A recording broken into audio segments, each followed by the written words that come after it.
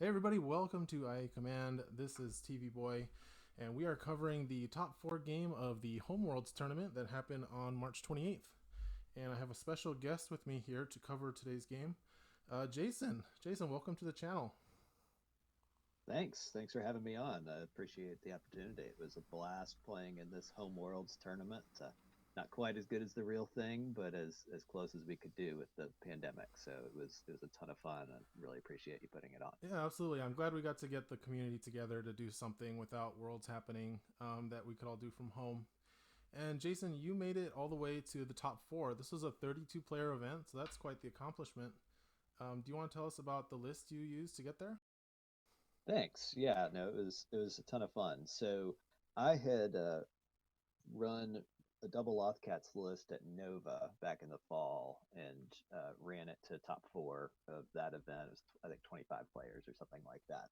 And I really just sort of fell in love with the cats. And for Worlds, I'd been trying to figure out, okay, how do I improve upon it? So what I'd run for Nova was a 7-act double Loth-Cats list with Sabine, pair of Loth-Cats, Jabba, Greedo, Onar, and 3PO. So and then exploding kittens. I had a last resort on one of the cats.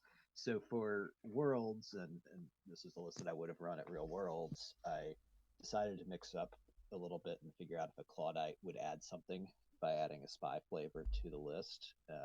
And so I built in a Claudite, and then really just in the last month before Worlds, I finally decided to drop Sabine to go up to 8 acts. And so I put in Greedo and Gideon to get 8 acts and be in a position where I could out activate something like Hondrock Sabine or most of the Vader lists out there, and many of the Scum lists that might come in at 7 acts, or at least be even with many of the 8 act Scum lists. So my list, I'm running Jabba, I'm running a regular Claudite, Gideon, 3PO, Greedo, Onar, then two sets of Loth-Cats with Beast Tamer, and again, one set of the Loth-Cats has Last Resort on it. So they are my exploding cheetahs, as shown with EC on the video here. And we'll get to see sort of how that plays out a little bit over the course of the game here. Uh, had gone 4-1 through Swiss and had beat the Leia box list from my good friend Average Joe Gamer in the top 8. He actually had beaten me in the top 4 at Nova. Again, sort of the same list, Leia box versus the Loth-Cats. So this one ended up going in my favor and made it to the top 4 here against Ameithor, who is from Spain. And Ameithor was undefeated through Swiss, so he's sitting at 5-0 plus a top 8 victory, so he is 6-0 on the tournament. He was top 4 at Spanish Nationals this last year, won a regional this last year, so he's sort of in that upper echelon of players in Spain, and was a blast to play against him here. Yeah, we'll talk about Amateur's list in just a second, but I want to talk about your Claudite. So, how well did that do for you during the event? Did you get a lot of value out of having that one spy in your list? Oh yeah, yeah. So the way that my list works, nobody is wanting to come towards me. They are hiding as far away from me as they can get. And so my Claudite, you often say, oh, Claudites are really flimsy. Like if one spy is going to die, black die, he's really easy to kill off. But I never lost him in a game the entire tournament that I can think of. So he stays back, and I get the value out of Conspire. It was hit or miss all tournament, but a few damage tokens here and there is pretty helpful on Greedo and Onar, or just adding the damage token on the cat to save the cat action to give a token. But then the spy cards, I mean, I was running 3 spy cards. I was running Intel Leak, Strat Shift, and uh, Com Disruption, and all of those gave me a lot of value over the course of the tournament. So I really am not going back after adding a Claudite in and adding that spy flavor into this list. Wow, yeah, and you only have one spy, so the com disruption can only hit 1 point and below, but that means you can hit negation. Right, right. So the thinking is hitting negation. It's a second negation for anything that I hit. It Mm-hmm. helps me get a better end of round, start of round swing guaranteed. and it's good for hitting plays like strength in numbers, or a lot of the reason that I put it in was to go after defensive lists who will play stealth tactics or brace for impact when I'm bombing a cat in on a critical kill. And so if I'm able to negate that one cost card and get the max value out of my cat, it's totally worth it. Nice. Yeah, so let's look at Ameithor's list. So he is running what I refer to as the Scum Victory Points list, and this is actually a list that I was going to run at Worlds had it actually happened. So he's got 8 activations. He is running Onar, Greedo, Hondo. Then he's got Temporary Alliance, which lets him bring Sabine and Gideon. And he's also got an Elite Jawa, which lets him bring C3PO in addition to the 2 Rebels. And then he has Jabba the Hutt. He has Doubt and Black Market. So he also has 8 activations on you, and based on his command deck and how I have played the list, this is a list that's very focused on accelerating victory points and getting to 40 or getting ahead of the opponent if time is called very quickly in the early game to kind of leverage that. So with figures like Jabba getting the extra victory point, Hondo stealing victory points or buying victory points, I guess you could say. And then Black Market being able to either turn those victory points into more cards or turn extra cards into more victory points.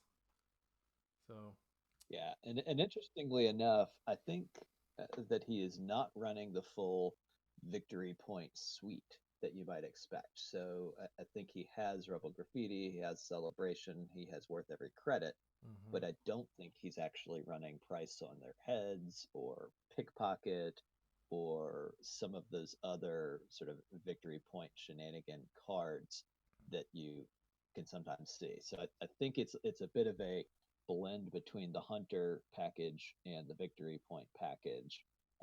Honestly, I had thought that he was running Devious Scheme for some reason. So in the lead up to this game, I was preparing to be stuck with Devious against me and stuck in the upper left hand corner. But yeah, so Black Market definitely helps him, as you'll see throughout the video. but it looks like he actually has initiative for round 1, and you actually got to take what a lot of people consider to be the better deployment zone. Yeah, frankly, I was shocked that I got the deployment zone that I got. And I think the reason that he picked the upper one is to give himself a little bit more direction to spread out away from the cat. And I think there's a better runaway spot for him in that upper deployment zone. And we'll get to that sort of in the last round of the game, but there is a little bit of better way to run away in that upper left side than there is in the lower right. And I don't think I'd fully realized or appreciated that before, but it ends up being a pretty significant point of the game. Oh, interesting. All right, so let's talk about the actual map and the game going on here. And before we do that, I do want to kind of apologize here. You'll notice that the layout is a little wonky right now. That's because I when you guys started this game, I had just finished work and I was kind of scrambling to start recording, and I forgot that I had just played a Vassal game the day before, and so my Vassal windows are usually sized for streaming, but in this case they were all kind of off, and I was messing around with them during the whole first round trying to make them look good. So yeah, apologies to everybody for that, but hopefully you'll still be able to kind of see what's going on, and we can kind of describe it based on, Jason, your knowledge of the game. I haven't actually seen this game. I know the outcome, but I have not seen it. So we're playing on you guys are playing on the Triple Cross mission on Coruscant Back Alleys. And tell us about your approach to this mission, Jason. Yeah, so when I had my 7-act list, Sabine was money from the lower right hand side at being able to kill the middle gangster. And I played this map and loved it every time because every first round I would get 6 gangster points to 3 gangster points from my opponent. But unfortunately, when I made the switch to Greedo and Gideon instead of Sabine, I lost the ability to one-shot any gangster with my unit. I cannot one-shot him with Greedo. I cannot one-shot him with even a focused Onar isn't reliably going to one-shot a gangster. And so I ended up really worrying that I would be getting down 6-3 out of the gate in this matchup because both Hondo and Sabine in Ameithor's list have a very strong, high likelihood, like 85% or better, likelihood of one-shotting the gangster in the middle and being able to take care of their own gangster. So I'm already essentially saying I'm going to be down 6-3 at the end of round one. So I'm going to have to chase the game. And sort of as we expect, he focuses up his Hondo with the first activation using Gideon, pushes Hondo 2 spaces towards the gangster. I respond by focusing up, drawing a card with Jabba, focusing up Greedo, and really just sort of hoping that the middle gangster takes 5 damage and that I'm able to steal him away with a Greedo shot. Greedo is going to be guaranteed, regardless of what he rolls, to get 1 damage in on that gangster to be able to finish him off. So I'm just sort of hoping and praying for that situation to happen. And then right before the video starts here, Onar goes in after the center gangster, and he rolls 2 damage on the red, 2 damage on the green, surge on his second green, and surge on his blue die. And so with the 2 damage that he gets built in for me not paying him victory points, that puts him at exactly 5 damage on that middle gangster. So Hondo is unable to one-shot that middle gangster, and that's where the video begins, is right as Hondo is retreating back after misfiring and not killing that middle gangster. All right, should we start the video then, and we can go from there? Sounds good. All right, we'll do it on 3. 1, 2, 3. All right, so now we've got the video playing. So like you said, Hondo activated. So yeah, normally Hondo's so good against the gangsters because gangsters don't have victory points to pay.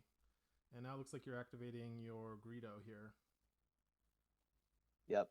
And so this is exactly what I was hoping would happen. Greedo runs in, gets the damage that he needs to finish off that gangster, and I'm feeling really good about getting that 3 points at the beginning. Yep, so that's really big, is taking that middle gangster, because especially on this map, it's so hard for Ameithor's side to get the other gangster that's on your side compared to vice versa. Exactly. Yeah. And so then he's going to go after his other gangster. I mean, I think he's probably pretty rattled at this point because that's not the opening and initial outcome that you expect. So he sends his Sabine after his own gangster. And this is where you see the pressure of the Loth-Cats. So Sabine's position here is 5 range away from that gangster. He's moved 3 spaces to get there. He doesn't one-shot the gangster. He does the same thing here. So 5 damage with the Pierce 2. And he doesn't move a space forward to hit the gangster with his grenade. So that's the pressure that the Loth-Cats are applying, is he's not interested in moving Sabine even 1 space forward to have an 85% chance of knocking out that gangster. He's confident that he'll be able to get him with somebody else, with Greedo or some other figure, but he doesn't move Sabine forward to throw that grenade. And then he throws Rebel Graffiti, and so he gets on the board with 2 points here.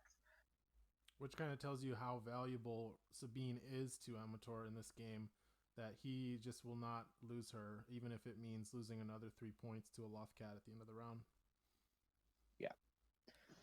Yeah. So this sort of was not how I had scripted the game. I didn't expect to have a chance to take his gangster away from him. But I am holding one of my favorite cards with this double Loth-Cats list, and that is the card that lets you move 3 of your creatures up to 3 spaces.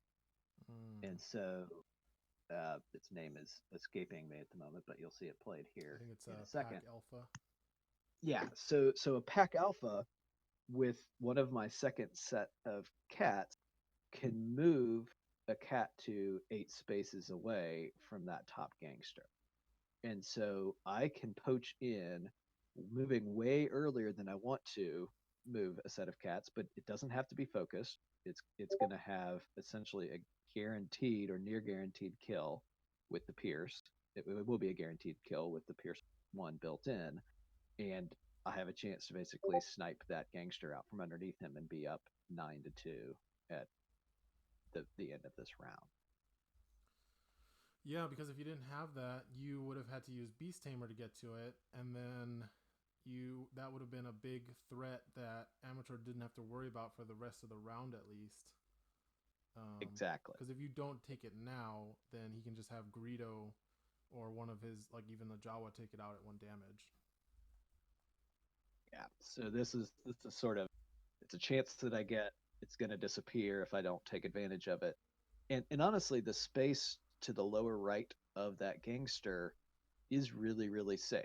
I mean, you can't get there, you can't shoot it until you get right up to that wall right below where the gangster is. And so the only person that can get there is Onar, moving 4 spaces, then rushing 4 spaces and playing something like To the Limit. Right.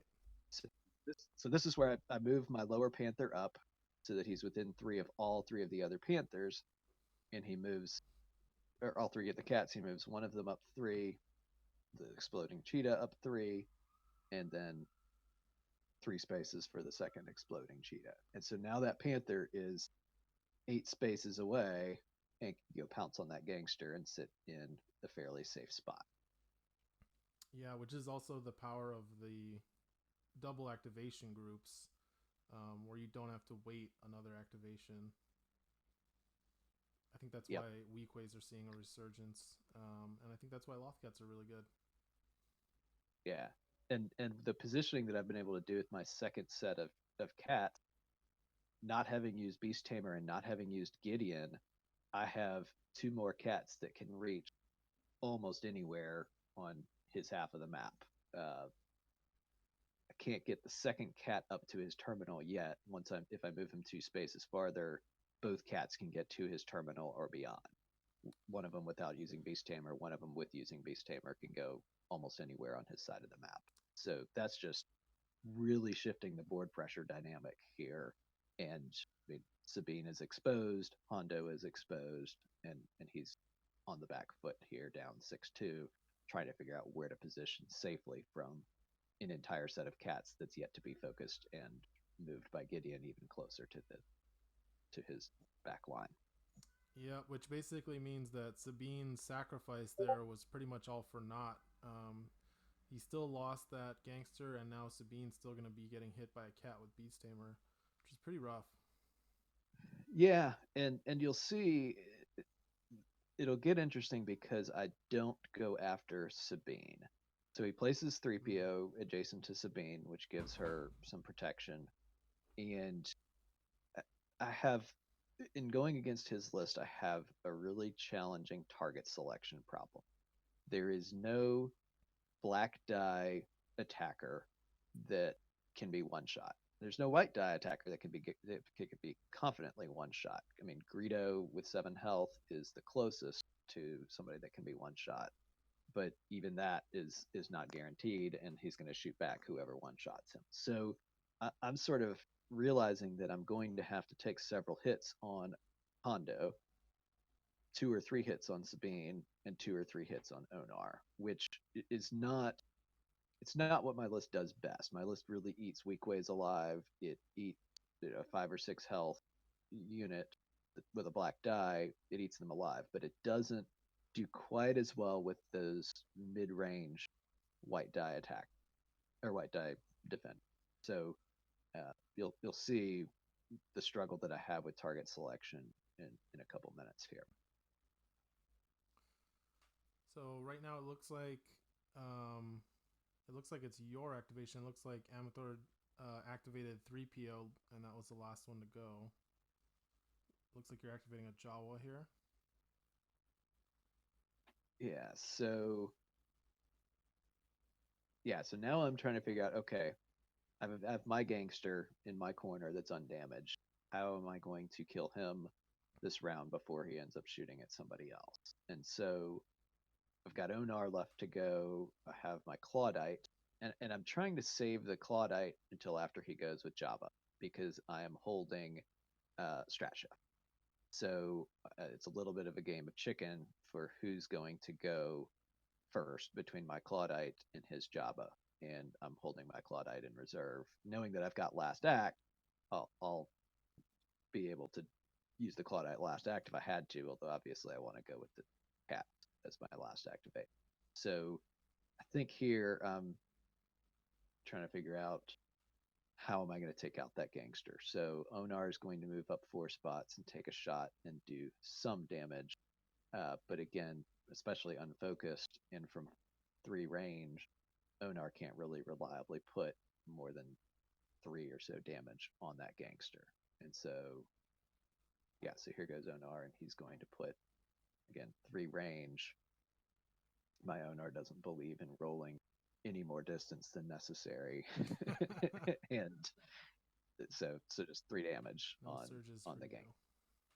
Yeah, which is okay. I mean, so I still am holding Gideon in reserve as well because I want to be able to choose who to move forward.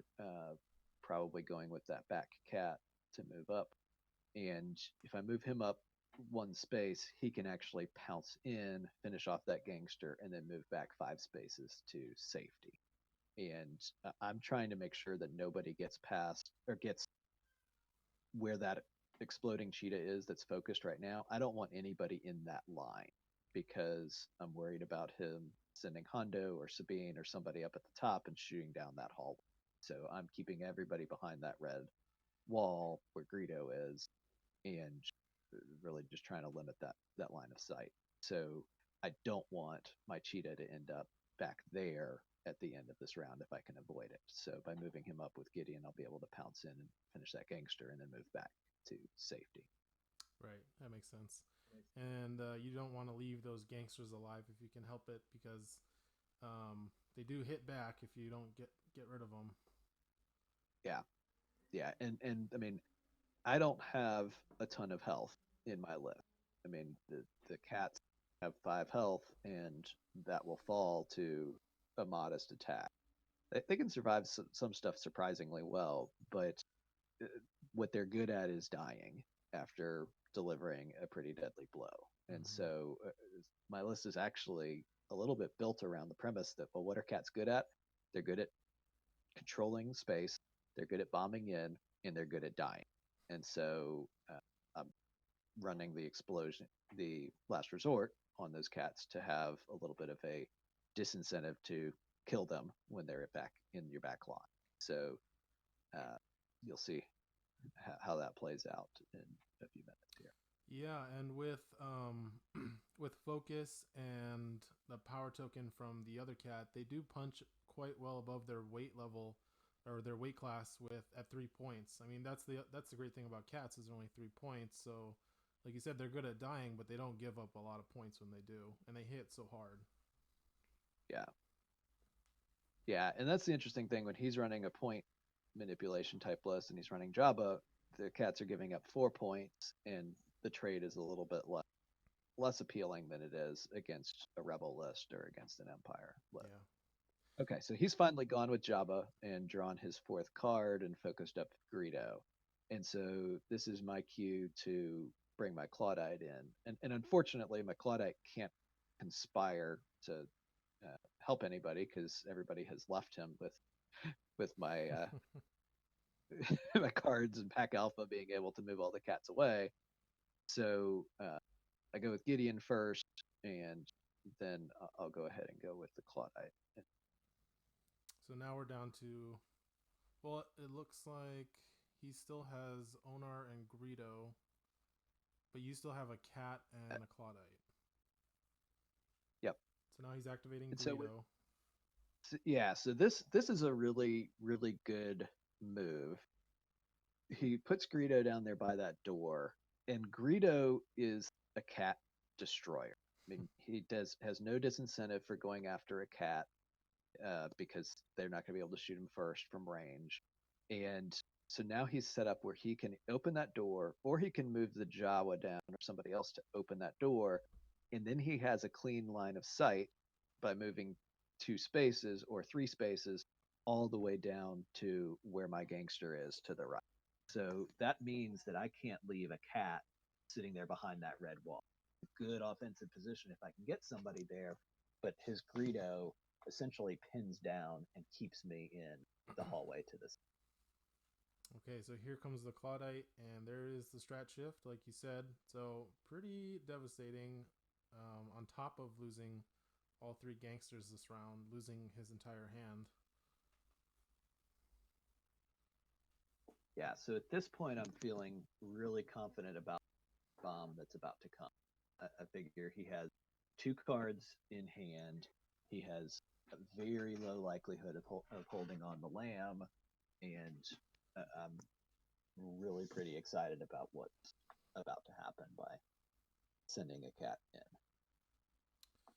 Should be said though that, I mean, as someone who has played with Ameithor's list a lot, a list like yours is actually a quite attractive matchup for Ameithor's list. You have a lot of cheap figures that are going to generate a lot of points to Java, and your attacks aren't quite heavy enough, like you said, to kill figures in one shot. So you often have to spend multiple attacks. So I do see Ameithor being able to leverage that to get back into it. It's just that's a really rough round 1 for him. Yeah. And so I think here he takes a long time with his Onar decision. And I think he is holding to the limit. And so he could rush 8 spaces to push that Panther and probably, I mean, almost guaranteed one-shot that Panther with a focused Onar. And so obviously he's worried, okay, am I holding negation? In which case it strands Onar and doesn't even let an attack happen. Or I think he's also calculating the math on, well, what happens if 2 focused cheetahs go after Onar?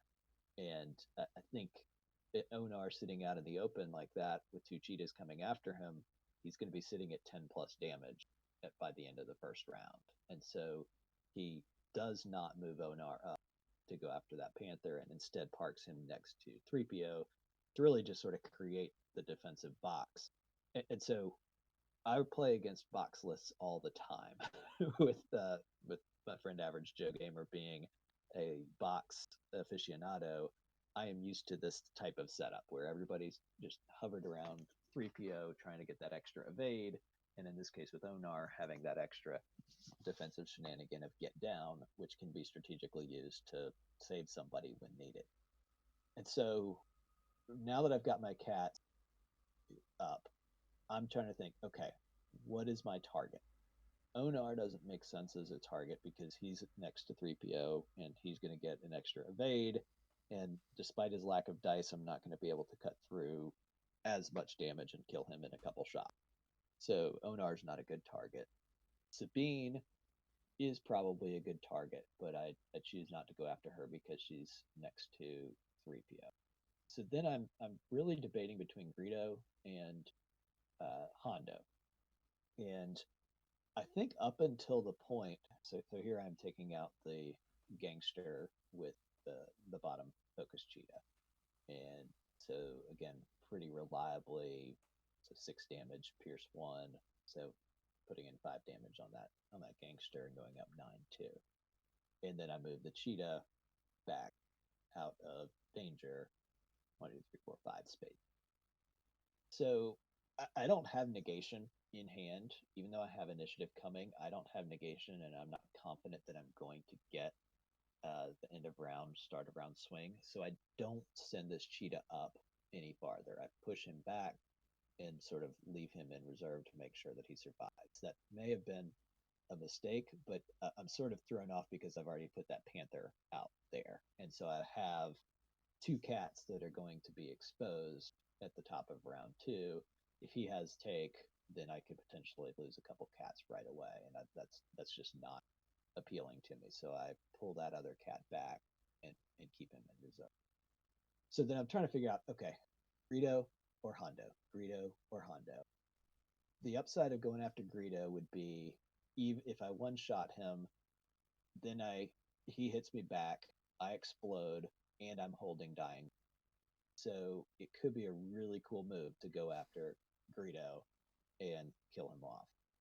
But I end up deciding I'm going to go and start getting damage on Hondo. I don't think he's got Lamb. I think this is a good chance where maybe with 2 shots I can finish off Hondo, get a couple more points, and sort of worry about Greedo later. And so I pounce in on Hondo.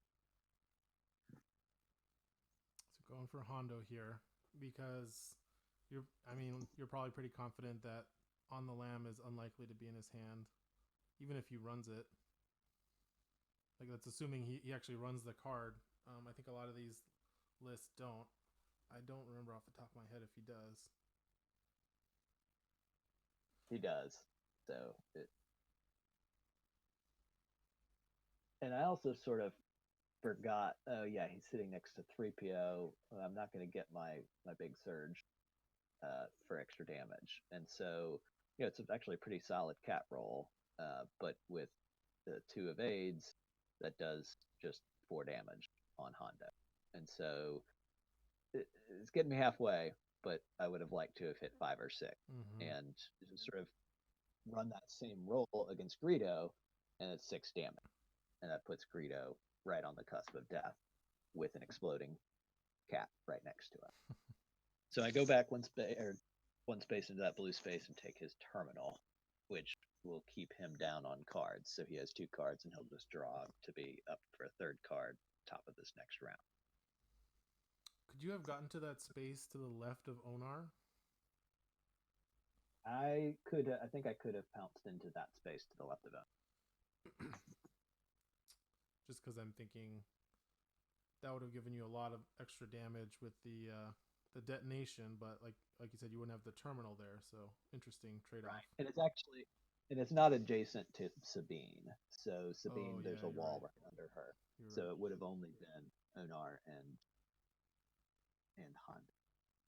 All right, so we get our gangster. He goes into the middle room where he can shoot at anybody, and then we do the rest of end of round stuff. So Black Market comes up for him, and he pulls. I'm not sure if he shows it out on the screen or not, but he pulls worth every credit and top decks it. So doesn't pay, doesn't sell, but puts it on the top of his deck, so he knows that he will draw that with Job. And he moves that gangster up to where he will be able to get shots at it from his back line without overexposing anybody. So I can't really go after that gangster with very many of my units without overexposing. He can chip away at it and take it out if he wants to. So I'm a little bit disappointed that the gangster didn't show up back in my near my deployment zone, but that's okay. I had a lot of luck in that first. Yeah, and so initiative is going to you naturally, but like you said, you don't have negation. But if you so I don't have negation. Yeah. I don't have comms disrupt, and I'm actually running ferocity as well, and so I don't have ferocity show up. So I was sort of hoping to be adjacent to somebody, and in this case, I would have just tried to chip away at 3PO and kill him if he didn't dodge. But no luck on drawing ferocity here. And so I had held Dying Lunge, and here I draw Element of Surprise and Strength in Number. So I am feeling really, really confident if he does not take initiative on me. So with Strength in Number, I mean, you can activate a cat and Onar or Greedo, right? Or Jabba. Or Jabba. Yeah. I could either do sort of 2 sets of cats, or since I already have this cat in his back line, I can order a hit with Jabba and potentially get a couple attacks in a row, and then I've got Dying Lunge, so I also know that I'll get another attack in once he kills somebody. So I'm sort of thinking, all right, I've got 2 or 3 attacks in these figures that are in front of me, and so again, he's got 3 cards in hand, and I think there's a really low likelihood of Lamb.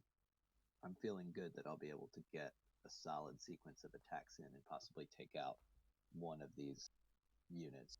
I mean, Hondo's target number one. Again, maybe I should have gone after Sabine, but now that I've put damage on Hondo, I sort of feel the need to try to finish him off. Nice. I was just looking at Last Resort because I keep thinking it defeats you, but it doesn't. So it totally works with Dying Lunge. So you can deplete Last Resort, do a bunch of damage, and then move around after that and hit somebody, which is just weird. It's really weird, and it's good players definitely can play around it. What I hope is that the stress of playing around it is in a 6-round day is going to give me some good opportunities where somebody just makes a mistake and gets destroyed by the grenade. It softens the end of round, start of round swing. Like let's say he had run Devious and I didn't have last act, I would have still done the same move, saying, okay, fine, kill the cat. He's going to take somebody out and he's going to Dying Lunge on you. Mm-hmm. And so it softens that swing and makes me a little bit more comfortable with it. So here I go with my cheetahs. And again, because I didn't have negation, that second cheetah is really just still in my back line. He just goes and gives a damage token to the other one. Cheetah on the front line gives himself a damage token and pounces on Hondo again. And so I'm feeling really. I wish I was focused. The cats do not do as much when they are not focused. But here I am with a damage token and a cat playing Element of Surprise, jumping in on Hondo. Nice. So I'm thinking, okay, 4 damage, maybe 5 if I'm lucky. If I do straight damage and he rolls a blank or an evade or even block evade, I've got a good chance of getting a great attack in. Yep, that evade's probably going to do a number on this attack, though. Oh, no. The double surge. And so he's got Onar sitting there. So, of course, Onar is now going to get down, and my amazing attack deals 1 stinking damage. The Stormtrooper roll. Yeah. Oh, no. So this is really, really frustrating. And at this point, I'm saying, crap, why am I going after Onar? Why am I going after Hondo? I may not be able to finish him off when I do my job of called hit. And I think I may have misspoken on the last card that I have. I might actually have 4 cards in my hand at this point, but I have Dying Lunge, I have Strength in Numbers, and I have To the Limit. And so I'm actually planning on focusing that cat with Jabba and then playing To the Limit and calling in that ordered hit. And so I feel good about the amount of damage that I can put on Hondo in this second attack, despite the extremely underwhelming first attack. Yeah, Jabba gives second chances in this game. So strength in numbers. So not gonna give him the chance to kill that cat. Yep. And To the Limit's such a great card with Jabba because none of his abilities, none of his special actions are prevented by stun. So you can stun him and you don't really care because you're not moving him. So. Yep. So attacking all right. Hondo. So. Second chance. Much better. Yeah, so here's the max roll out of the cat. And Pierce 1, so just 2 evades with the defense.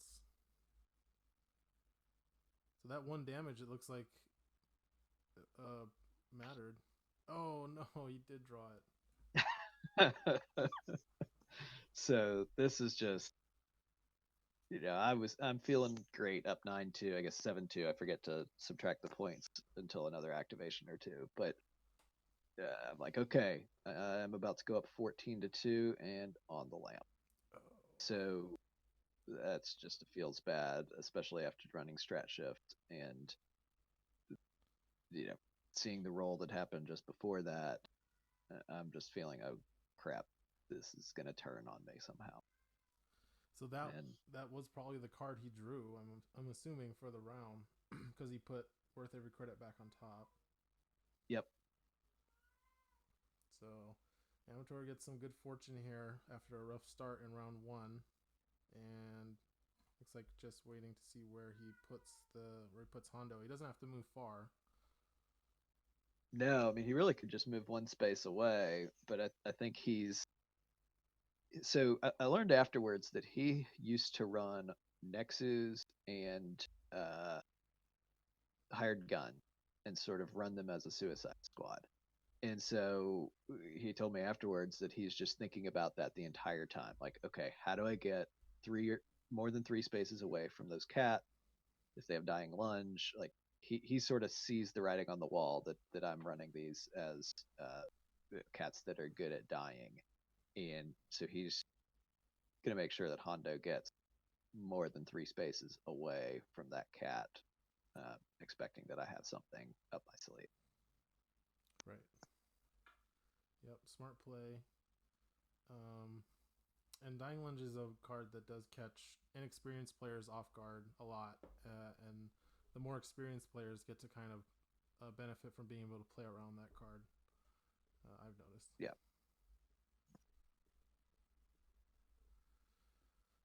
So that would be 2 activations down for you, and then it's going to be Ameithor's once he decides where he wants to put him. Dying Lunge does give Yeah. movement, not movement points, so he'll have to put him at least 4 spaces away from the cat. Right. Well, and with that wall up above Onar, in between Onar and Sabine, sort of anywhere he goes up in that top hallway between Sabine and Gideon is going to be pretty safe. Yeah. So, where he's going to end up running away to here. And so now I'm having done those 2 activations, and now having that Panther out there. What I'm worried about first is that he moves Hondo up so that he can one shot the Panther with Hondo. But I think he's worried about the follow up and wants to get Hondo just sort of out of dodge. So he runs Hondo all the way up next to. Keep talking, Jason. And I so gotta get my cat. yeah.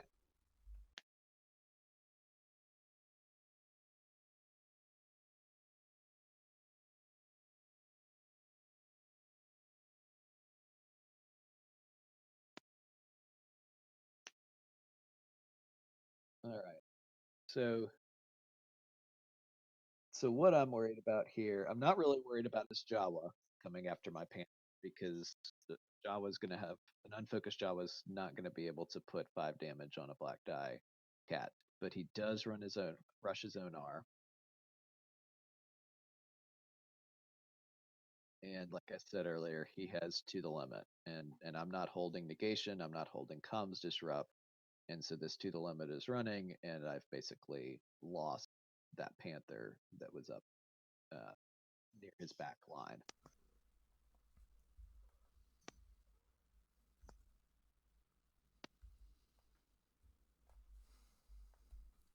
So yeah, this is what he could have done last round, but he was worried about negation. Right. Yep.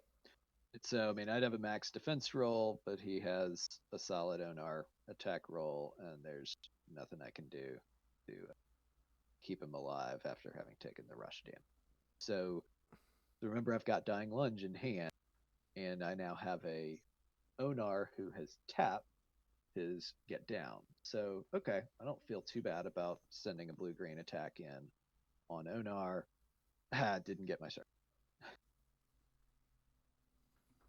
So again, I'm calculating in my head to get at least 4, if not as many as 6 damage or 5 damage on Onar with that dying lunge, and 3 damage is just a little bit underwhelming and leaves him a bit too alive for my gut. Yeah, just one more surge would have gotten you to that 4 or 5 damage. They have great surges, but the blue and green can be can really hurt when they don't roll their median, like when they're down in the low area. Yeah. And they don't have a reroll either. And so now I'm down really 2 cats, because the exploding one is now going to die, and he's not going to get to explode on anybody with where he's placed now. He's going to be able to just shoot around that corner and kill him off. And Dying Lunge is tapped, and so that cat is basically sacrificed. And so I have 1 cat left with Beast Tamer this round. I can focus him up and get him almost anywhere, but he's just a single activation now and not quite as threatening as the double activation of 2 cat. Right. And so, go ahead. Sorry, go ahead. Oh, I was just gonna say, and you, even if you had saved the Dying Lunge, you can't use Dying Lunge first and then use the card Last Resort, because Dying Lunge removes the figure as soon as it's done resolving. So. Right. And so now, I mean, I have used a lot of my into the back line trick. So with the explosion being mitigated, Dying Lunge having been played, I've used a lot of my get into the back line bag of tricks. I also have Wild Fury and Ferocity, but none of those have come up yet, and it's going to be harder for me to get in a position to use either of the. So I think we just go back and forth, focusing a little bit here. There's a little bit of a, and I think, so this is one of the quirks of this map. So I think, and I think Ameithor also think, that there is a line of sight from that right-hand hallway to hit Onar where he is sitting up there in that S-curve. So I think that if I get somebody all the way up to just below that red blocking space, that I can see Onar and get a shot. And I can see his back corner, but as it turns out, you can't actually see that top right corner of Onar from that space on the far side. So you can't see both corners from one particular space. Right. And so that we both play as if we think that line of sight exists. But in looking back, I've realized that there actually isn't a line of sight there. And I think I've seen other people play with that line of sight and have worried about Onar's spot being unsafe as a result. But it's actually completely safe from that right-hand side. Yeah, so Onar's space where he is, what we're talking about is where that blocking terrain meets the impassable terrain, right underneath the 2 marker. You actually can't see Onar until you move to the left of that intersection of the blocking and the impassable. If you're on the right of that intersection of blocking and impassable, you can't draw a line of sight to that square at all. The space on the right of Onar is actually pretty exposed in that way. But yeah, where Onar's standing is actually surprisingly safe. And that actually came up in the Swiss rounds of the tournament too.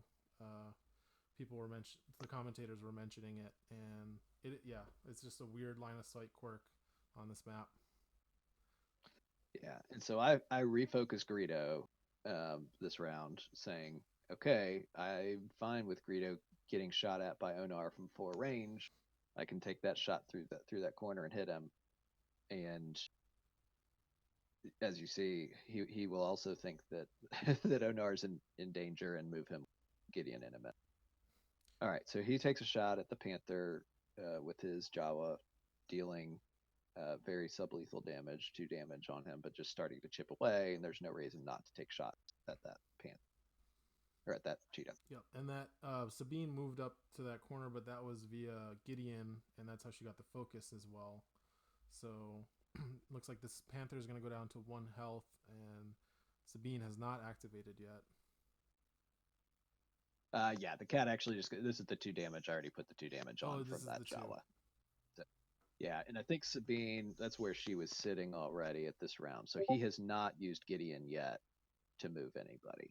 So yeah, he definitely can still. Oh, you're right. So you've used your Gideon. Closer.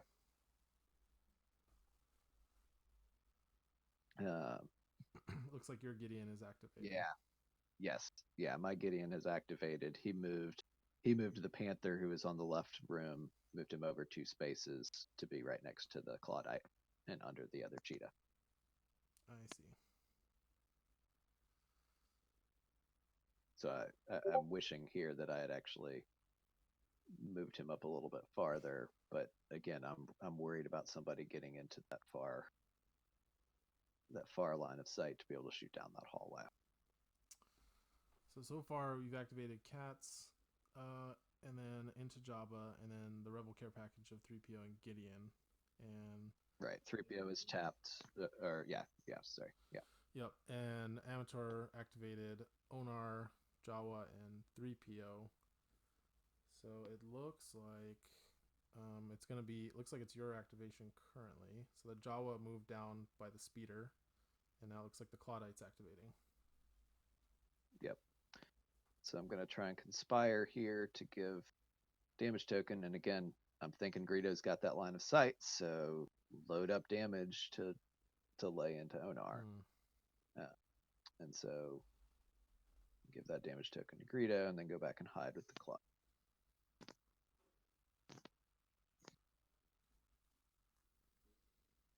And so even though at the end of that first round I was sitting at 9-2, the score has now tightened all the way to 7-6. And it doesn't feel like the same game where I had gone with that type of lead. Yeah, which is not where you want to be against like a victory point list like this one. Right. So, Ameithor's activation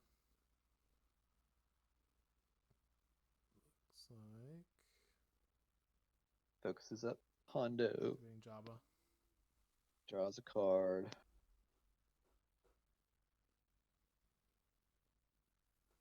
And so I know that this card is worth every credit. And it didn't register until he did it, but that worth every credit is going to be worthwhile when he goes and kills that cat. Yep. So he's just trying to damage, and I think he'll throw the grenade at the cat in a second with Sabine. But he's just trying to get that cat wounded, and then he's going to play worth every credit and get 2 extra points for finishing that cat. Yep. And either Onar or Sabine could easily one-shot that cat. So that'll be 7. Really, really solid play. Yeah, that'll be a 7-point cat then, plus 2 for Rebel Graffiti, which is still in his hand. Well, I've strat shifted after Rebel Graffiti, so I'm hoping that Rebel Graffiti is not still there. Yep, you are right. But still. But yeah, so that cat will be worth 4 points with Jabba plus 2, so 6 points for that cat. You don't get the exploding credit until you kill the final cat in the group. That's when you get the 1 point for last resort as an attachment for the group. So yeah, they're only 3 each. So now, so you have another set. The Panthers, Onar, and Greedo left to activate, and it's on your activation here. Yep, I think I pass back to him. This is where he moves Gideon and initially tries to move Onar, forgets about that wall, but moves Gideon up farther to be able to get that line of sight. Yep. Yeah, and on the Vassal module, the figures tend to cover the terrain a little bit, so it's easy to miss a wall sometimes. Yeah, so this again, I mean, he thinks that line of sight is there. I think that line of sight is there. And it's smart. I mean, he could have moved him 2 spaces, but any of those 2 spaces to the left are actually more vulnerable to a ranged shot from my units. And so that's a really safe spot for Onar. It's hard to get up there. And I'm sort of disappointed at this point because I don't have what I thought was my Greedo shot. And Onar is not as vulnerable as I would have liked him to be. And so now I think it's back to my activation. I'm trying to figure out, what do I do? My Onar is just too far out of the game to do anything. Greedo can't get up to hit his Onar.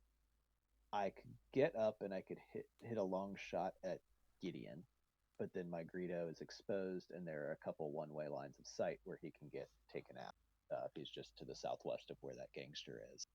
I think about sending Greedo after the gangster, but even a focused Greedo with a damage token, it's still not a guaranteed kill on that gangster, or it's not as high odds as I would like it to be. And so I don't want to just name a gangster like he did in the first round. So I'm just sort of jammed at this point, trying to figure out how do I get Onar. I know I'll be able to send in that Panther who's focused and with a damage token. I'll be able to send him in after somebody. And with Beast Tamer, he can get in and get back to some form of safety. But I don't feel like I've got the tools to be able to get a fatal blow onto his Onar. And I'm really just hoping for another target to come out. Yeah, it's crazy how fast the game has switched. Just with some, some subpar rolls on the cat early on, and then some good command card draw. Yeah. I mean, you flip that cat roll, or you put any card in his hand other than on the lamp. Game is still sitting at 15-2. I guess he'd be up to 6 points because he still would have done the Onar move, but it'd be 15-6 right now. Mm-hmm. So, I mean, he did. At least he did give up focus, because that Gideon could have focused the Jawa, I believe, from where he's at instead of moving Onar. But small victory there. So it's still your activation, I believe, right? So yeah, I think I pretty much just park at Onar. I just tap Onar and say I'm content with where he is. Oh, okay. In retrospect, maybe could have moved him up and put him up next to that number 3, sort of set him up there by that wall so that he's still relatively safe. Sabine can't get over there without some sort of movement card. But I'm just I'm still rattled from having lost the lead, and I don't want to give him a unique figure to play Celebration on and take an even bigger lead. Mm-hmm. So I play pretty conservatively with Onar and with Greedo, for that matter, here. So now it looks like we're looking at Ameithor's activation then. Sabine or Hondo. It looks like he's activating Greedo. And I think he just parks Greedo there. Okay. Because Greedo stays there, and so he's sort of doing the same thing. He does not want to give me another target with a cat, especially somebody like Greedo, who I can go after and not worry about on the lamb. So even though that door would be very helpful for him to have that line of sight, it's not worth it for me to have the ability to run my Greedo up and get a one-way line of sight onto his Greedo, or a cat bomb in there onto his Greedo. So this is where the game just really gets super cagey, as we're counting points, counting spaces, trying to figure out what to do now.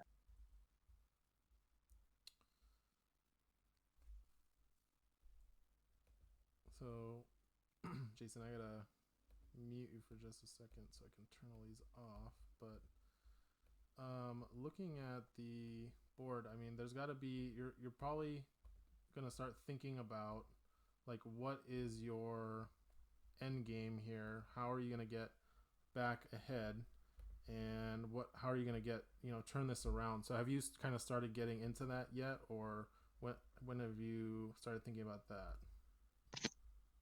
Yeah, I mean, I'm right now.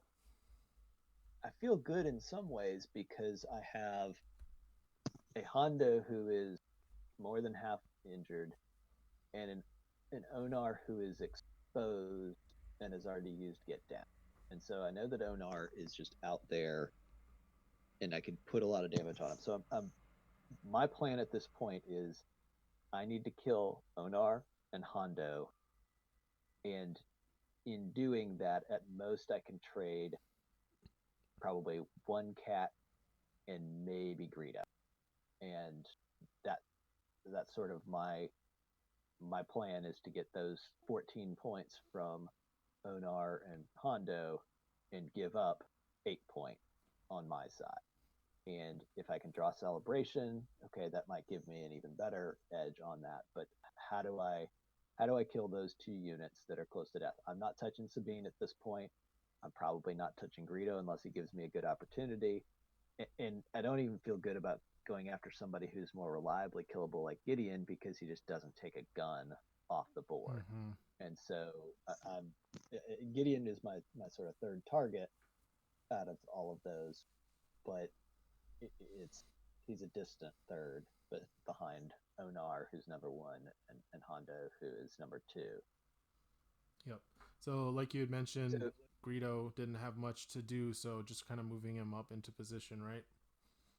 yep, yeah. So I just move him there because there is no one-way line of sight that's dangerous to him, and I figure he can get up into his sort of in between where Sabine and Onar are. So Sabine just one-shotted that gangster without rolling a surge. She rolled 8 straight damage against the 2 block and one shot at the gangster. Didn't have to use her grenade. Right.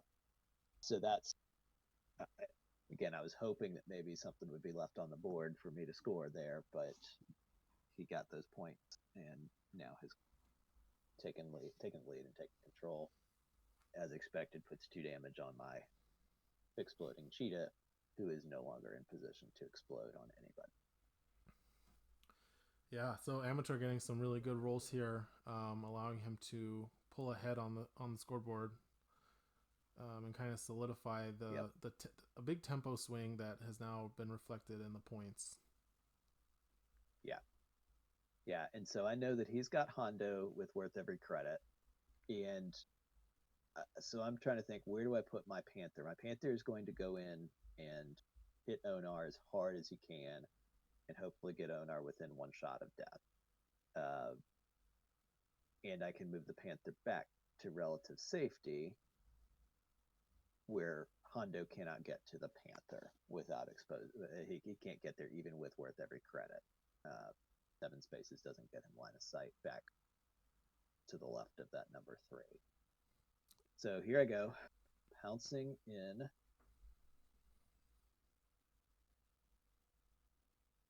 And I'm super excited about going after Onar. I've got a damage token. I've got my focus. My max roll is 8 damage. If I roll 5 damage on the dice plus a surge and my damage token, I'm counting my chickens of 7 or 8 damage at this point. Yep, no get down to worry about. So spin the block, and not quite what you were hoping for, I think. Not at all. So this is like the 1% roll, or maybe it's a 2 or 3% roll, but like this is so low likelihood. Yeah, because the single symbol on a green is 1 in 6. Normally, it's either 2 damage or a damage and a surge. Yeah, so it's 1 in 6 times 1 in 6 times 1 in 3 to get this particular roll. Which is something like yeah, you're right. I think it's actually a little less than 1%. Yeah. All right, so Hondo going with worth every credit. I'm assuming he's going to go for that cat. Yep. Nothing the cat can do about that. Not going to pay him here? Probably not. No. Yeah, but at least you're taking a focus for a 1 damage attack. Yeah. But it does put him up 13-7. Which it just doesn't feel like the same game. Oh yeah, 15-7 because of the worth every credit too. Yep. So this game has gone from 9-2, 15-7 over the course of that second round. And this is, I mean, we've taken our time. Like this has been super, super cagey. So we're sitting at 15 minutes short of the 70-minute timeline at this point. And so we know as we go into this end of round that we're just getting this third. Did you guys play out the end of the round after the time? Okay, good. So we did. Yeah, so we did that full rule. And so he just parks his Hondo back there again, right by 3PO, where he's got that extra protection. And end of round, he's going to doubt away Greedo's focus, which is actually pretty important as it turns out. And this is where really unfortunate. We forget to do the gangster at this point in the end of round. And I had initiative, and as you'll see, we will roll and place the gangster at after the first exchange of the second round. So he gets tools with Black Market, and he pays to take tools into his hand. So I now know that he's got tools. Don't fully know what else he has in his hand, but I suspect he's got a couple more of his hunter suite of cards. And I do not have take. So yeah, so this looks Greedo. Yeah. Greedo is now in trouble with Onar being able to go after him with tools. There is no one-way line of sight, so I'll at least be able to get a shot at him. But right now I'm worried about Onar either taking out the Panther, who's in front of him, or taking out Greedo.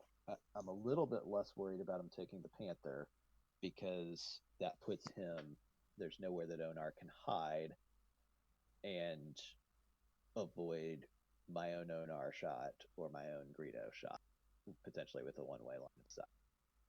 So I'm not, I'm worried most about Greedo here at this point. Right, because he could take a shot at Greedo and then tuck him back into that corner on the bottom right of the T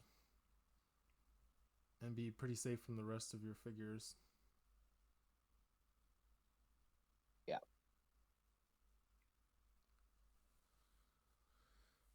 So Ameithor's activating. Are you still planning on going after Hondo maybe?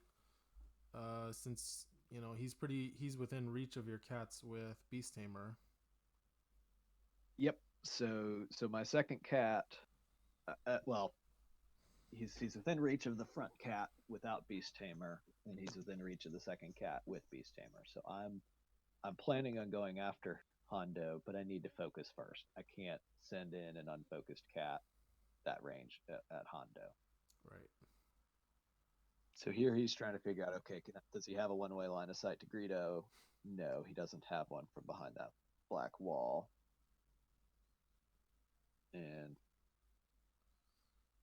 remembers that he's tapped Get Down, or that he hasn't tapped Get Down for this round.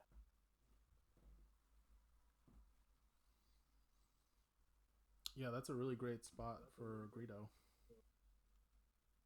Yeah, I like it because he just can't get shot at, and he's close enough that he can threaten. Mm-hmm. I mean, because he can move 5 spaces up there and shoot at Gideon, and then just park there.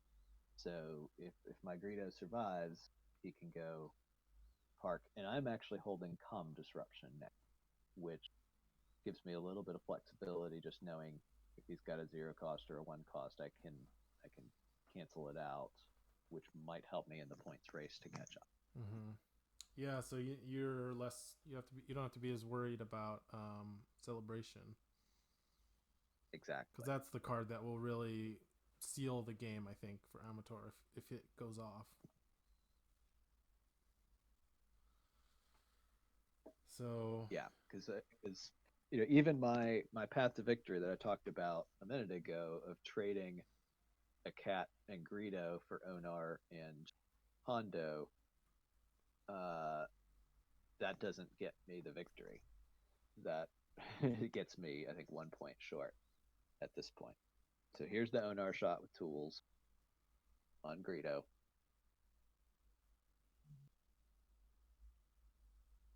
So range 3 shot, so he can pretty comfortably add a red probably.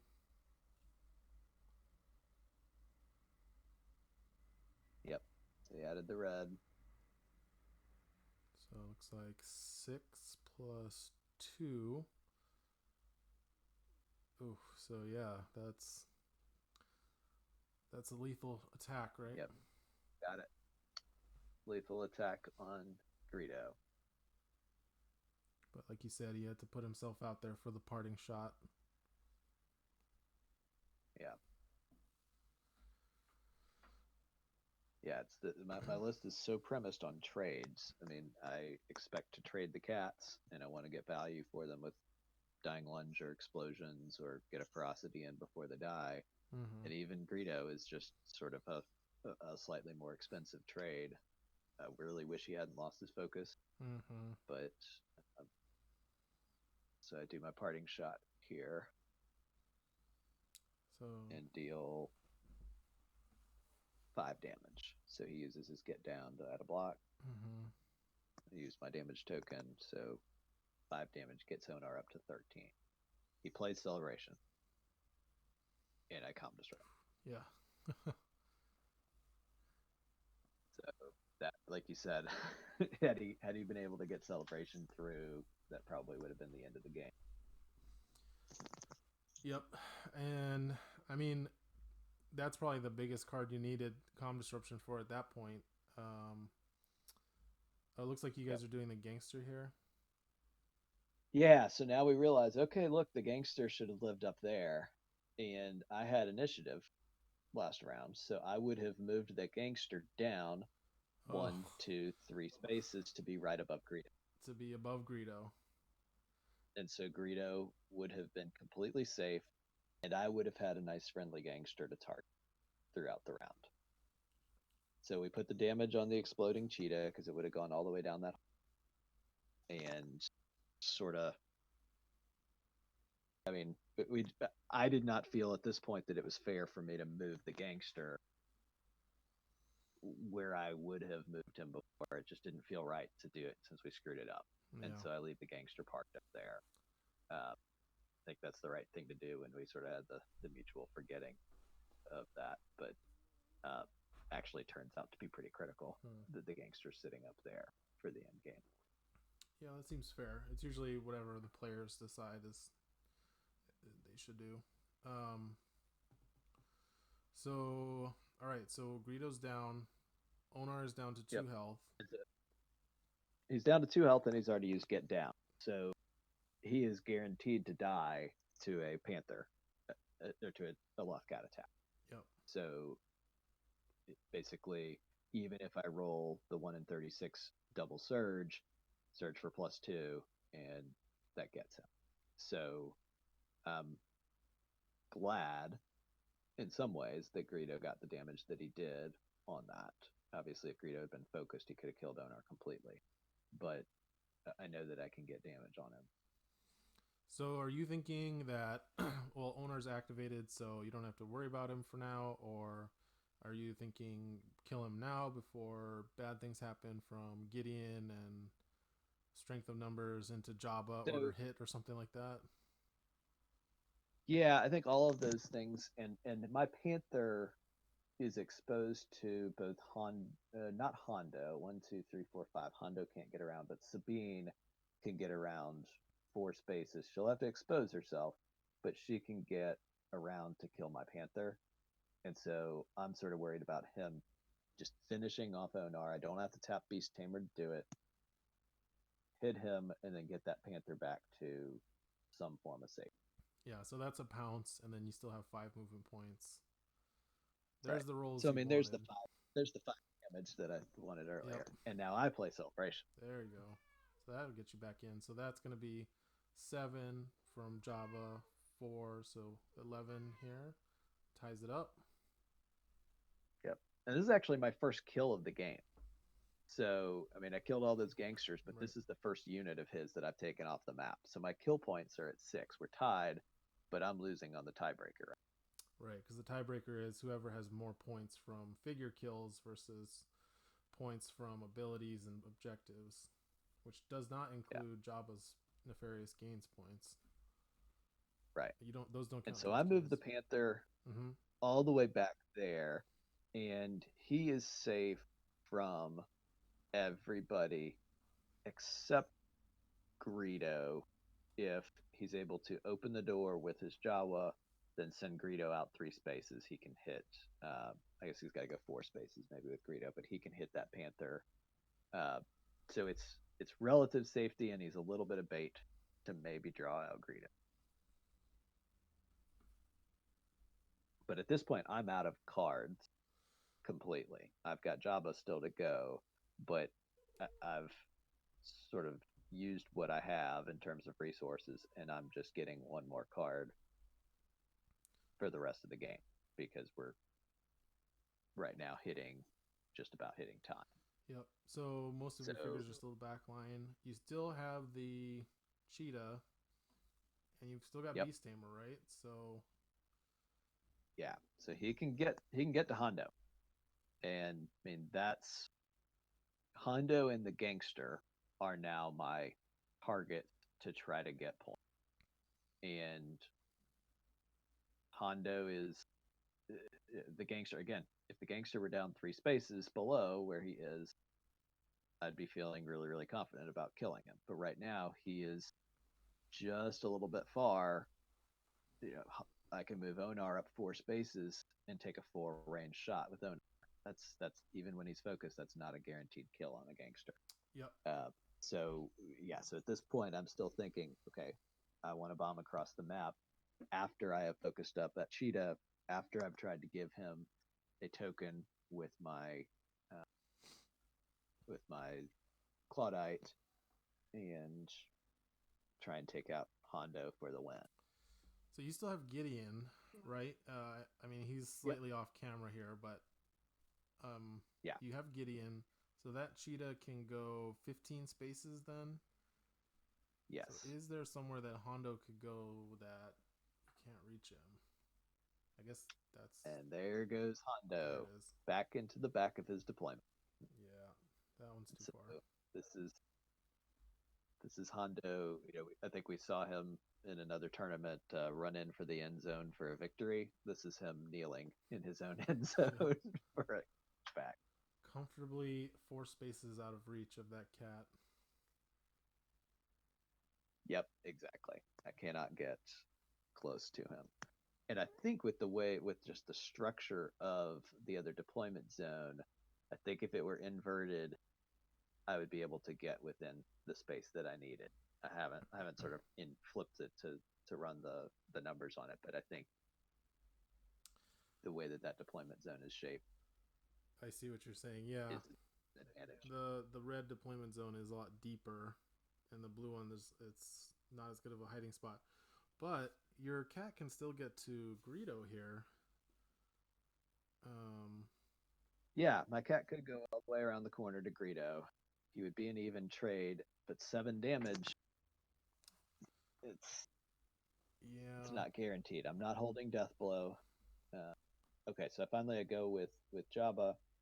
I focus up Onar and draw a card.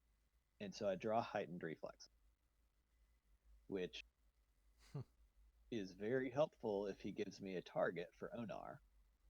It is completely unhelpful if Onar goes after the gangster. Like if getting that gangster point is my path to victory.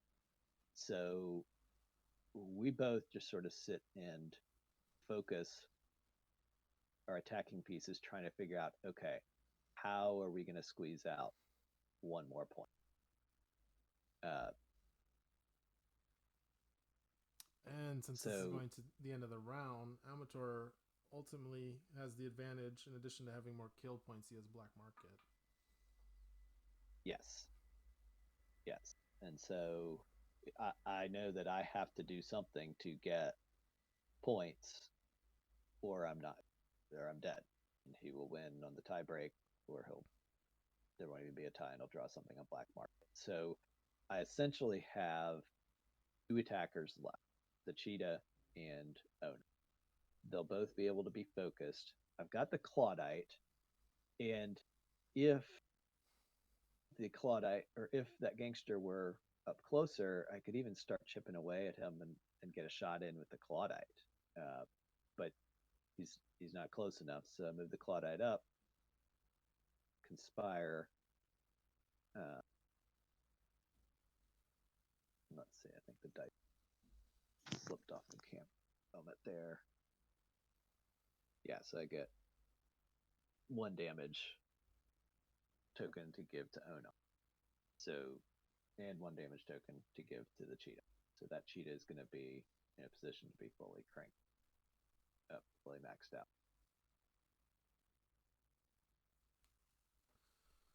Yeah, so this is a tough one. I mean, like you said, you if you go after Greedo, it's not guaranteed even with a focus. I was just thinking like, well, maybe if you get the red die from Last Resort, but you'd have to kill Greedo to have your cat die in the same activation, so that wouldn't Yep, work. If you go after the Jawa, you might spare your Panther, but then you need to trade up on points, not trade down.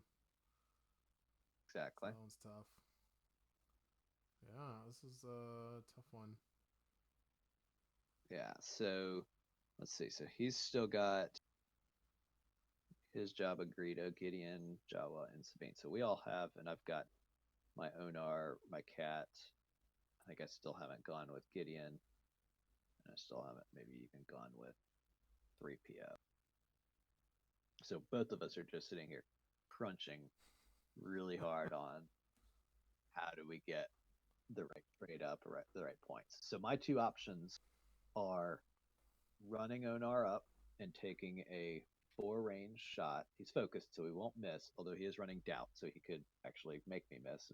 Doubt, tough luck me. Mm-hmm. So a four range shot on a gangster with a focused damage token Onar. I mean, it's in retrospect, I probably should have done it, but it's really hard for me to. That's just a really hard commitment to make, knowing that if I maim the gangster, Sabine gets to just come in and grenade. And so with Sabine being where she is, she can't she can get there to shoot that gangster and expose herself, which I will love because Onar can then move up and I think he'd be able to get line of sight. Uh, yeah, pretty much anywhere where she gets to be able to shoot the gangster, he should be able to get a line of sight to be able to shoot her. I might have to move him with Gideon, but I sort of love to take that shot on Sabine with Onar and heightened reflexes in hand, and still have a cheetah that can dive in and finish Sabine off. That 7 points or that 8 points for Sabine would be amazing for me. So I'd love Sabine to move in and take a shot at that gangster, uh, but she can't get too far with her 4 movement point. And so I'm sort of growing in confidence as I see her the limited places that she can get. I wonder what the percentage is on that owner attack on the gangster because currently there's no way to like or there's no calculator available that adds in Onar's negative surge accuracy. So I have no way to, Right. I don't know how to use the calculator to make that happen. But look, when I plugged it in without the surge abilities, there's only a 38% chance that he gets just the natural damage he needs and the accuracy. Um, but I'm sure this You said 38, 30% chance 38. to get. Um, yeah, because he's got to get 8 damage on it. Yeah, Yeah, and yeah, it's range it's 4. it's somewhere in the 30 to 40% chance.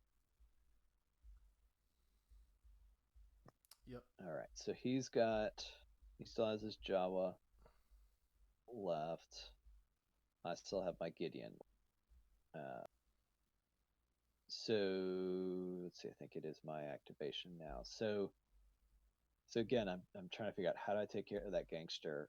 A focused damage token cat uh, has a decent chance of getting 7 pierce 1 or 8 pierce 1. Mm-hmm. Uh, decent. I mean, that's his top roll. Uh, actually, just run that real Yeah, quick. I can do that. So I got it open. This is Pierce 1. You get plus 2 blocks. Surge for plus 2 with the plus 1 damage. You're looking at 54% chance for a kill on a gangster. yep. So and I'm not running that math since I wouldn't be able to run that in a real Yeah. tournament. But back of the envelope, I'm thinking it's a percent some odd chance if I go after that gangster. And with Sabine where she is, if I pounce on that gangster, Beast Tamer sort of doesn't really help me get out of dodge. But if I pounce on the gangster just to the southeast of the gangster, so just to the right of that red blocking square, Mm-hmm. Sabine actually cannot get a line of sight on me moving 4 space. She can finish off the gangster if I don't finish it, but can't get a line of sight on my cat. And so I think, okay, that cat is relatively safe, even without using Beast Tamer, if my cat just sort of parked right there to the east of that red blocking square. Yeah. I see what you're saying. Yeah, if you're to the right, if you're to the right of the blocking terrain square, to the southeast of the gangster, you're protected via line of sight. Um, yep. So, but it looks like he still hasn't activated his Jawa, right? Right. Right. So he still can activate that Jawa, go move that, open that door, and threaten that entire hallway with greeting. And so I don't like the idea of that cheetah sort of coming back down next to the panther, or anywhere else that he can get playing beasting. Um, he could get down. He can't get around that red wall on the right hand side. Uh, he's just sort of one space away from being able to get too far away. And I want to keep Gideon's ability to push Onar just in case Sabine or some other white die figure is vulnerable. So here goes. So if I'm able to take out this gangster, I'd get a 3-point lead, and he probably can't get to. And yet again, I roll a single symbol on that blue die. The single surge. It's basically blank since it's the second one. So looks like you've got 6 Pierce 1, so 1 short, right? Exactly. Oh man. Basically the same thing that happened in the first round on his 2 shots on gangsters happens to me right here. Which is almost worse than doing just like 3 damage to it. You almost wish you got all the surges. Because exactly. Yeah. I like the cat effect, the cat sound effect in the background there. No, Your I cat can't just do much with him. If I close the door, he meows at the door. If I let him in, he meows at me. Well, it's perfect. He knows that I'm running 2 sets of Loth-Cats. He's the worst so assistant sound manager I've ever had. he's equally frustrated with that blue die. Yeah. So Sabine has not activated yet. Yeah. And so now I'm thinking, okay, well he'll move Sabine 4 spaces. He will grenade. He can't kill my cheetah, but he can kill that. He's got a 5-6 chance, 83 some odd % chance of killing that gangster, and then he'll be up 21-18. So then I'm left with just Onar, and how am I going to get more than those 3 points? I'm hoping that Greta gets exposed somehow. I can move Onar up 2 more spaces, so I could move him. Well, he's got nobody open in his hallway because he moved Gideon. So I'm sort of just hoping for some target to present itself, or for him to not even go after the gangster and let me. Well, I guess Onar can't even get up there. That was another thing with positioning there, where I probably should have used Beast Tamer and moved that cheetah out of the way, so at least Onar could go hit the gangster. But he just played urgency with Sabine. So it looks like he's going to get to have his cake and eat it too here. Yep. Oh man, yeah, that's rough. So I mean, it still could go either way, but at this point, he doesn't really have to expose anybody to your Onar, right? So, well, right. I mean, Sabine will be sitting that's there. True. So she is exposed. And you haven't gone to Gideon yet. She's going. Wow. And this is my last of the exploding cheetahs. And so when he dies, he's worth 5 points. So she's about to get 3 points for the gangster and 5 points for killing the last cheetah. If only she had shot at him first. Then you could have stolen those gangster points. If she had shot at The exploding cat. The cheetah first. Yeah. But the gangster side to the cheetah anyways. So yeah, so she grenades. So that's... Yeah, I guess she just grenades up north. 8 points. Oh, she's not grenading. Oh, interesting. No, I think he changed his mind and did grenade on there. So kills, puts 1 more damage on the cheetah, and then a focused Sabine with Pierce 2. She's going to get 2 damage 100% of the time. I guess not 100%. She could do a triple surge. Yeah, triple surge against a triple block. Yeah. But that's not the way his Sabine has been rolling. Oh. So she does a max roll herself and laid in 7 damage. 7 Pierce 2. All right, so now I'm down 24-18, and it's basically game at this point. My 8 points are Sabine, but that doesn't give me. That just gives me a tie. Don't have the kill points to overcome the tie break, and he still has black market. So at this point, I'm sort of throwing in the towel, but still try to make things slightly interesting. So he actually plays.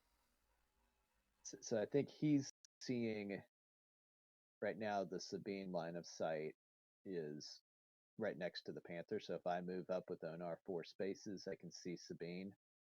I think he forgets that I still have not played Gideon. So he plays Strength of Numbers to move Greedo up to block. So that, yeah, it cuts off that line of sight, but still having Gideon to go, I move Gideon up 3 spaces to be just southeast of Onar. Yeah, he's given up his Panther kill there. Right.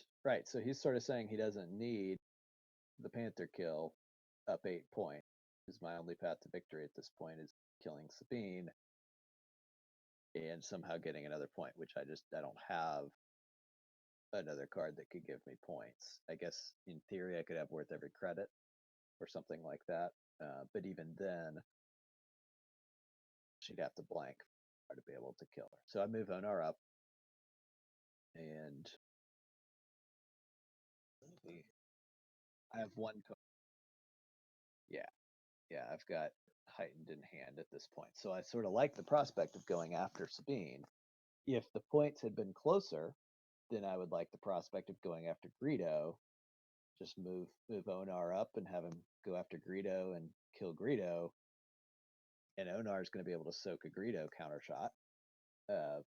So I would have liked if I hadn't given up the cheetah, the Loth-Cat, then I could go after his Greedo and have a path to victory. But obviously he wouldn't have put Greedo there if that was the case. So at this point, I just say, all right, well, I've got a slight chance of being able to one-shot Sabine. So let's do it.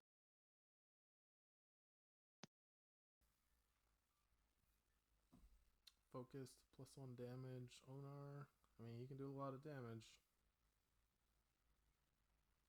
Oh, that looks good. Just get rid of that. That's 10 damage with heightened. 10. But he has not exhausted doubt or depleted doubt. So he goes ahead and depletes doubt. I re-roll the red down to a single damage, and Sabine lives. I mean, even if she had died, nothing is happening with that. Yeah, Right. even if I had gotten a max roll, it would have just been 26-26, and I would have lost on the tiebreak. But yeah. So, in hindsight, I mean, was it not going after Sabine in the beginning that kind of cost that game? Potentially so. I think if I had gone after Sabine, I would have gotten that same series of 3 attacks on her, and yes, she would have had the benefit of sitting next to Onar and sitting next to 3PO, but those 3 attacks would have killed her, I think, as well. Yeah, like I think going after Sabine would have been the better target choice at that point because I wouldn't have lost Lamb. Even going after Greedo, that might have been the better target because even if Greedo had lambed, well, I don't know. I don't know about that, but yeah, I think in retrospect, Sabine probably should have been my higher priority target with that cat that bombed in at the beginning. Well, it was. And I think. Yeah, go ahead. Yeah, and the whole screwing up the gangster thing Yeah. and not playing that correctly would have just completely changed that round 3 dynamic. I think I would have been able to take that gangster point. Probably would have still been able to take out Onar, and this end game piece just changes pretty dramatically how it plays. Right, because he would have probably been closer to 21. You would have been able to get the gangster and up. You would have been up to 21, and then any other kill at the end of the round would have gotten you over the hump. Right, and I might not have had to expose that cheetah that died, so that 5 points might have been. He might have been able to jump in with the Beast Tamer and jump back out to safety. Right. Oh yeah, he would have been at 18 because the 3 points was from the gangster. So yeah, he would have been at 18. You would have gone up to 21. Yeah. That's unfortunate, but yeah. So it was. I mean, it was such a tight game. I mean, he really did a great job of positioning and staying out of range of the cat, and yeah, running Onar away when he did was the right move, and yeah, I feel like I sort of didn't do that upper right hand corner correctly in that last round. Again, I don't know that I could have done much different with the cheetah. I think he would have just been exposed to a different shot from Sabine. Yep. Putting him where he did made it easy, but I think even if you put him down a number of spaces away, he's still exposed to Sabine, or he's exposed to the Greedo comp. Yep. Especially with holding strength in numbers, he could have opened the door with Jawa, and then Greedo could have gone to town. Yep. Well, congratulations, Jason, on making the top 4. Yeah, it was fun, and I think Ameithor will have a good run against. I guess it's Han, Chewie, and Sabine. Yep. Maybe is Lucas's list in the final. Yep, and we're gonna be live streaming that one on Sunday. All right. Well, that'll be very cool. I really appreciate you putting this on. Absolutely. A ton of fun to do it. All right. Thanks, Jason. Thank you, everybody, for watching, and we'll catch you next time. All right. Thanks, everyone.